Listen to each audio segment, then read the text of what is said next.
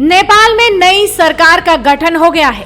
पुष्प कमल दहल प्रचंड ने नए पीएम के रूप में शपथ ले ली है। इस रेस में पहले जरूर शेर बहादुर देउबा का नाम आगे चल रहा था, लेकिन राजनीति ने ऐसी करवट बदली कि पीएम की कुर्सी प्रचंड के पास चली गई और केपी ओली को भी साथ में सरकार बनाने का मौका मिल गया। चीन की गोद में बैठी नेपाल की पिछली केपी शर्मा ओली की सरकार ने भारत के साथ कथित सीमा विवाद को खूब हवा दी, चीन का भी भरपूर समर्थन किया और अब पुष्प कमल दहल प्रचंड की नई सरकार बनने के बाद ये सवाल उठने लगे हैं कि भारत के लिए अब कितने भले रहेंगे प्रचंड। कम्युनिस्ट पार्टी ऑफ नेपाल यानी सीपीएन माओवादी सेंटर के शीर्ष नेता पुष्प कमल दहल नेपाल के नए प्रधानमंत्री बन गए हैं। प्रचंड इससे पहले 2 बार 2008, 2009 और 2016-17 में भी नेपाल के प्रधानमंत्री पद पर रह चुके थे। प्रचंड की अगुवाई वाली सरकार को भारत विरोधी छवि रखने वाले पूर्व नेपाली प्रधानमंत्री केपी शर्मा ओली की party communist party of Nepal यानी सीपीआई-यूएमएल का भी समर्थन प्राप्त है।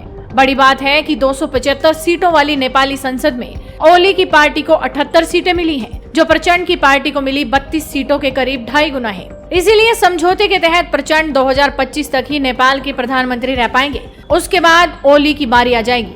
निश्चित तौर पर भारत की अपने पड़ोस के इन राजनीतिक घटनाक्रम पर गहरी नजर होगी, क्योंकि ओली के शासन में नेपाल ने भारत के साथ सीमा विवाद छेड़ दिया था। चीन के मेहरबानियों की आस लगाई ओली सरकार ने भारतीय क्षेत्रों कालापानी, लिम्पियाधुरा और लिपुलेख को नेपाल के नक्शे में शामिल कर लिया था और नए नक्शे को नेपाली संसद की भी मोहर लगवा ली थी। ऐसे में भारत के लिए इन तीनों इलाकों को लेकर प्रचंड सरकार के रुख का बहुत महत्व होगा। नेपाल दशकों से भारतीय क्षेत्र पर अपना दावा पेश करता रहा है, लेकिन केपी शर्मा ओली की पिछली सरकार ने चीन के बहकावे में आकर इस विवाद को नए स्तर पर पहुंचा दिया, जब उसने भारतीय इलाकों को नेपाली नक्शे में शामिल कर लिया।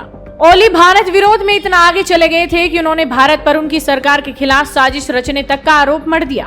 और अब जब नेपाल के प्रधानमंत्री के रूप में प्रचंड ने शपथ ले ली है, तो सबकी नजरें इस बात पर हैं कि उनका सीमा विवाद को लेकर क्या रुख रहेगा। वैसे पुष्प कमल दहल प्रचंड कथित सीमा विवाद पर कह चुके हैं कि इसे भारत नेपाल के बीच कूटनीतिक और राजनीतिक बातचीत से ही सुलझाया जा सकता है।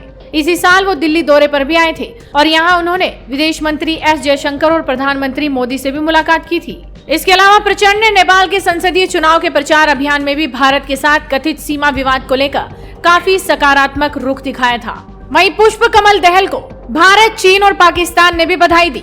पीएम मोदी ने कॉमरेड प्रचंड को नेपाल के प्रधानमंत्री के रूप में चुने जाने पर ट्वीट किया और लिखा, नेपाल के प्रधानमंत्री के रूप में चुने जाने पर कॉमरेड प्रचंड को हार्दिक बधाई। भारत और नेपाल के बीच अनूठे संबंध गहरे सांस्कृतिक जुड़ाव और लोगों के बीच गर्मजोशी भरे आपसी संबंधों पर आधारित है।